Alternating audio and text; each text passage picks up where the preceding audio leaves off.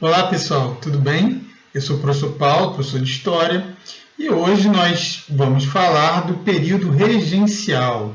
Então, continuando as nossas apresentações sobre o período conhecido como período do Brasil Império, período imperial da história do Brasil, que nós já vimos que é aquela época em que o Brasil foi governado por imperadores. A gente está na segunda fase desse período, que é justamente a época em que o imperador, imperador do primeiro reinado, né, Dom Pedro I, ele abdicou, ou seja, ele deixou o trono e voltou para Portugal, e o novo imperador, né, quando nós temos imperadores ou reis, quem assume quando um deixa de governar? O seu filho. Então, o filho de Dom Pedro I, Dom Pedro II, o imperador que ficou, né, para governar o Brasil, tinha apenas 5 anos de idade. E aí, né, a lógica e a lei, elas dizem que uma criança de 5 anos não pode governar. Então, a Constituição de 1824 do Brasil, né, aquele conjunto das principais leis do nosso país, estabeleceu o seguinte, que na falta do imperador, na ausência do imperador, né, ou na menoridade do imperador, né, que é o caso, o Brasil seria governado por regentes, por 3 regentes, não seria uma pessoa só governando, né? Até para não associar a figura do imperador, para as pessoas não acharem que esse regente era um novo imperador, né? Então, para que não tivesse isso, não tivesse uma pessoa sem ser o imperador com muito poder, então seria dividido por 3 pessoas, né? Seriam os 3 regentes. A regência seria trina, então 3 pessoas governariam o país enquanto o imperador fosse menor de idade. No momento que ele fosse maior de idade, aí sim ele passaria a governar e os regentes deixariam o poder, né? Acontece que antes do Dom Pedro II ser considerado maior de idade, né, nós tivemos 4 regências, né? A primeira dessas regências foi a chamada regência trina provisória. Por que provisória? Apesar do Dom Pedro I, né, ter tido um governo no qual ele acabou se desgastando muito, né, a saída dele, a abdicação dele, ela, de certa forma, ela foi uma surpresa, né, pegou todo mundo de surpresa, e aí os deputados, os senadores, que seriam responsáveis por escolher o regente, eles então escolheram 3 pessoas provisoriamente até que pudessem organizar as eleições entre eles, né, como mandava a lei, para escolher os regentes definitivos, né? Então nós tivemos a primeira regência, que foi a regência trina provisória, e a segunda regência, que foi chamada de regência trina permanente, mas ela não foi tão permanente assim, né, que também acabou antes do tempo por uma outra mudança na lei. Pois é, em 1834, os deputados e os senadores do Brasil, eles acabaram aprovando uma mudança na lei, né, uma mudança na Constituição de 1824, que foi chamado Ato Adicional de 1834. Então, sugeriram uma série de mudanças ou de novidades para a lei. Entre elas, né, a primeira mais importante, que deu mais autonomia às províncias, né? O que é isso? O Brasil, o Império do Brasil, ele era formado por várias províncias, o que hoje são os estados. Só que sim, o governo central, né, o governo encabeçado pelo imperador, ele tinha muito poder, inclusive, né, de muito mando, né, sobre essas províncias. E as províncias, os locais, eles acabavam reivindicando, né, mais liberdade, para ter um pouco mais de autonomia em relação às decisões do governo central. Então, essa nova lei ela acabou dando, né, mais poder, né, mais poder, a gente pode dizer, num certo ponto, mais poder, mas a palavra correta seria, acabou dando mais autonomia, né, para as províncias, né, em relação ao governo central, né, entre elas, por exemplo, criando as que hoje a gente chamaria de assembleias legislativas, né, locais, onde hoje, por exemplo, hoje seriam os locais, as câmaras, né, onde se reúnem os deputados estaduais, né, uma espécie de assembleia legislativa que existe hoje, por exemplo, no Rio de Janeiro, a LERJ, é como se fosse isso lá no passado, que era algo que não existia, né? para que as províncias tivessem ali, né, os seus próprios representantes locais, né, para tomar decisões a partir das realidades locais, né, das demandas, das necessidades locais. Então, essa foi a primeira medida importante dessa modificação da lei. E a outra acabou modificando a própria regência. Ela deixou de ser trina e passou a ser una, né? Se achou melhor, então, né, que o Brasil fosse governado por uma pessoa só, né? Aquela ideia original, né, ela foi deixada de lado, né, aqueles receios originais, e acabou então se deixando mesmo o governo com um regente só, né? Até porque a própria experiência, né, das regências teria demonstrado que 3 regentes governando ao mesmo tempo era uma coisa um pouco complicada, né, para que se chegassem ali, né, a acordos, né, a consensos entre esses 3. Então acabou se preferindo então, né, a regência ocupada por uma pessoa só e uma regência eleita. Né? Antes a escolha dos regentes era uma escolha que passava lá pelos deputados e senadores. Passou-se a ter a eleição para os regentes. É claro que a eleição nos modos como nós já víamos, né? Ou seja, essa eleição era uma eleição indireta, a gente tinha primeiro que nem todo mundo podia votar, né? Lembrando, só quem podia votar, homens maiores de 25 anos e livres, e desde que tivessem determinada renda. E ainda assim, né?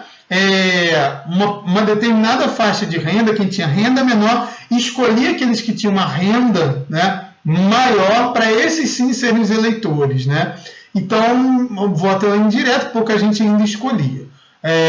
Nós tivemos 2, né, regentes nessa fase das regências unas, né, completando a terceira e a quarta regência. Né?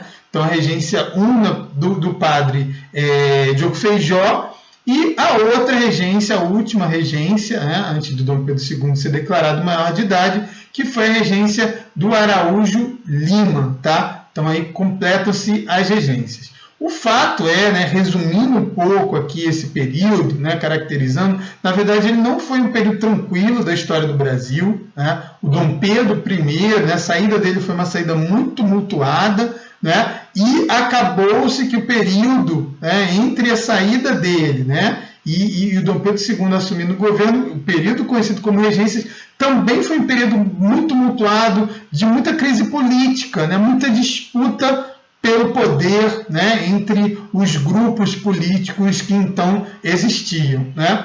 A gente tem um primeiro grupo político, a gente poderia chamar hoje, né, de partido político, que era o Partido dos Restauradores. O nome já está dizendo, né? O que os restauradores queriam? Eles queriam restaurar. Restaurar o quê? Restaurar o governo do Dom Pedro I. Eram, a gente fazendo a brincadeira aqui, né? Eram as viúvas do Dom Pedro I. Né? Aquelas pessoas que queriam que o Dom Pedro I voltasse, eram pessoas que eram simpatizantes do governo do Dom Pedro I. Né? Então, esses a gente chamaria hoje uma brincadeira também, né? Os pedromínios, né, daquela época, eles queriam que o Dom Pedro I voltasse, só que esse partido existiu até 1834, que em 1834 Dom Pedro I, lá em Portugal, ele faleceu, né? Faleceu ainda na casa dos 30 e poucos anos, faleceu jovem, né? E aí, quando ele morreu, não tinha mais razão de existir esse partido, porque ele não podia voltar, a não ser que voltasse do além, né? Um Dom Pedro Zumbi, alguma coisa assim. Mas não, né? Isso não é da história, não faz parte da história. Então, Dom Pedro, né, morreu e esse partido deixou de existir. Mas outros 2 permaneceram e aí sim, disputando. Né? Disputando principalmente a questão, a grande disputa dessa época era a questão, quem teria mais poder? O governo central, né, o governo do regente, né, sobre todo o país, ou as províncias. Né? Então, o grande debate, a grande disputa dessa época foi essa, né? Mais ou menos autonomia para as províncias. Mas se as províncias tivessem mais autonomia, né, como é que o país, o Brasil, ia conseguir, né, a coesão? Será que ele não ia se dividir em pequenos países? Então, diante desse debate todo, a gente tinha 2 partidos, né, os partidos liberais, o Partido Liberal moderado, que defendia, né, o poder, defendia o poder mais centralizado, e o Partido Liberal Exaltado, que defendia mais a tal da autonomia aí para as províncias. Em meio a essa disputa toda, nós tivemos uma série de revoltas acontecendo no Brasil, né? Esse período foi marcado por muitas revoltas no nosso país, né? Foi a grande característica do período regencial. Que revoltas foram essas, né? A gente pode começar, então, pela região norte, né? Na região norte do Brasil, nós tivemos a cabanagem no Pará, né? Por que cabanagem? Né? Que nome foi o nome cabanagem? Né? Porque ela foi uma revolta feita inicialmente, né? Pelas pessoas que viviam em cabanas às margens dos vários rios, né? Da região lá do Pará. Essas pessoas, né, eram populações, né, pobres, populações extremamente exploradas. Então, assim, né, por conta dessas condições de vida tão ruins e tão duras, essas populações se revoltaram, né? E os grupos, né, políticos ali em disputa também, né, se aproveitaram nesse momento também para entrar aí, né, nessa grande disputa, né? Então a gente vai ter essa, né, primeira revolta aí, que é uma revolta que a gente pode dizer, né, que surge a partir de necessidades populares, né? A gente vai ter também, próximo, né, no Maranhão, a balaiada, né? Balaiada por quê? Né? Ela também vai ter esse mesmo perfil, né, da cabanagem, uma revolta que começa aí, né, com reivindicações, né, por melhores condições de vida de populações mais pobres. Ela tem entre suas lideranças balaios, né, que eram fazedores, profissionais fazedores ali de cestos, né? Daí ela vai se chamar de balaiada. A gente vai ter também, né, uma outra revolta que vai ter também um caráter popular na Bahia, né, que vai ser a revolta dos malês, que ela vai acontecer em 1835. E aí ela vai ter um outro componente também, que é um componente ligado à questão da escravidão. A gente lembrar que nessa época do Brasil ainda existia escravidão, quer dizer, o Brasil foi independente, né, ficou independente, mas a escravidão continuou, a gente não pode esquecer disso, né?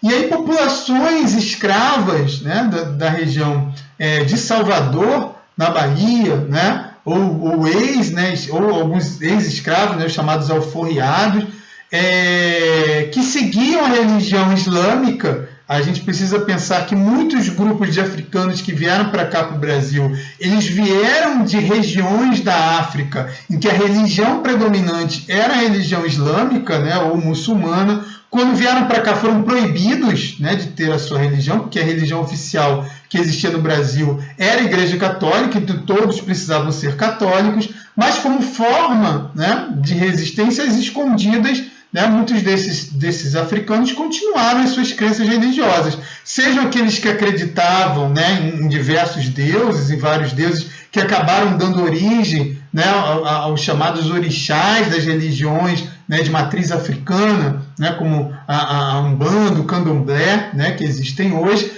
ou seja, esses que continuaram as escondidas com lá, né, os seus cultos, né, as suas cerimônias, a sua religião, né, que era a religião islâmica. Esse grupo de islâmicos, então, né, reivindicando a liberdade, né, da sua fé, né, reivindicando a liberdade, né, das pessoas, o fim da escravidão, eles se revoltaram também na cidade de Salvador. Então a gente tem essas três revoltas que tiveram um caráter mais popular. A gente teve na Bahia também, né, a chamada Sabinada, né, porque ela teve como uma das lideranças o jornalista Francisco Sabino, né, e o que acontece? Essa foi uma revolta que aí a gente não pode dizer que seria necessariamente popular, né? Não tão popular. A gente é uma revolta muito mais das classes médias, muito mais dos militares, né? Mas também uma insatisfação aí com o governo central, né, do Brasil. Todas essas revoltas vão espelhar um pouco isso, essa insatisfação com o governo dos regentes. E a gente vai ter, né, ao sul do Brasil, a mais longa e talvez até a mais famosa de todas as revoltas desse período, que foi a Revolução Farroupilha, também conhecida como Guerra dos Farrapos, né, que durou aproximadamente aí 10 anos. Né? Ela foi de 1835 até 1845.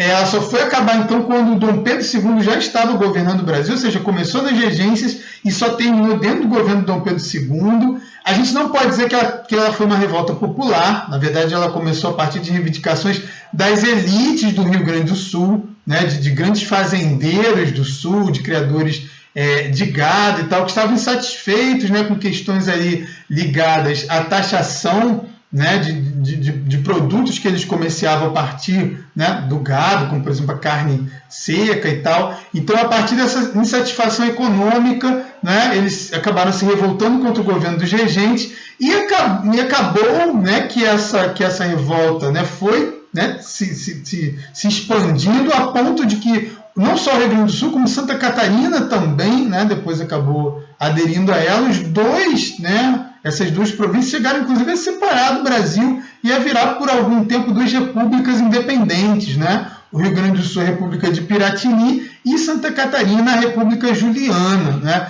Então, assim, nós tivemos como forma, né, os regentes tiveram muito trabalho para conter essas revoltas e evitar aí que o Brasil, né, se despedaçasse em diversos outros, até pequenos países, como aconteceu no Sul. Usaram de muita violência para conter essas revoltas, principalmente aquelas de caráter popular, né, como a cabanagem, né, a balaiada, a revolta dos malês, mas a sabinada também, né, a gente teve muita violência, principalmente contra as populações mais pobres. Já no Sul, que foi uma revolta liderada pelas elites, houve, claro, uma guerra, né, houve violência da guerra, mas o final foi um final muito mais negociado, né, se enviou o Luiz Alves de Lima e Silva, que a gente conhece como Duque de Caxias, foi o negociador, né, para o fim aí que levou ao fim dessa Guerra dos Farrapos, né? É interessante também, né, que o pai do Luiz Alves de Lima e Silva, né, ele foi um dos regentes, né, da regência trina, né, tanto a permanente quanto a provisória depois. O Francisco de Lima e Silva. E um outro detalhe curioso, né, que o título, né, de Duque de Caxias, que ainda não era Duque de Caxias, né, mas primeiro Marquês de Caxias, eram títulos de nobreza, né, pessoas que prestavam serviços para o governo, né, imperial, o governo dos regentes, que acabavam ganhando títulos de nobreza, né, isso era uma coisa que era considerada importante naquela época. E o Luiz Alves de Lima e Silva Caxias, né, a primeira atuação importante aí dele, né, como negociador, foi justamente lá na Balaiada do Maranhão, né? Ele foi responsável aí, por conter a revolta da Balaiada justamente na cidade de Caxias, né, do Maranhão. É por isso que acabou virando marquês, né, e depois, mais tarde, ganhou o título de Duque de Caxias. Duque é o maior título de todos, né? Enfim, e para fechar, então, a questão das regências, né? Super importante aqui a gente dizer como é que terminou as regências, né? Se aguardou até o Dom Pedro II ser maior de idade? Não, porque o Brasil virou esse barril de pólvora de revoltas, né? Muitas revoltas acontecendo. Então, se chegou a um ponto de que seria necessário uma figura, né, de um imperador, né, para dar essa ideia de união do país, né? O país ia se unir em torno dessa figura, né, com um poder um pouco mais firme, né, essa imagem também que as pessoas tinham, né, de respeito pela figura do imperador. Então se resolveu que era preciso que, quanto antes, o Brasil tivesse um imperador novamente. Então, né, até também parte, né, de disputas políticas, né, quem ia ficar com mais ou menos poder. Então, uma articulação de determinados grupos políticos acabou provocando uma mudança na lei, né, que foi conhecida como golpe da maioridade, né? O Brasil é cheio de golpes ao longo dessa história, e que se antecipou à maioridade de Dom Pedro II. Então, a lei colocou que a partir de 14 anos de idade, né, isso mesmo, com a idade de muitos de vocês, o Dom Pedro II foi considerado maior e, portanto, poderia ser imperador do Brasil. Isso aconteceu em 1840 e acabou, então, fechando essa fase, né, do Brasil imperial, a fase das regências, iniciando o chamado Segundo Reinado, né, o período que o Dom Pedro II passa a governar o Brasil. Mas isso, né, é assunto para um outro encontro nosso, né, um outro encontro virtual nosso. Tá bom? Então é isso, pessoal. Muito obrigado pela atenção e até a próxima. Tchau, tchau.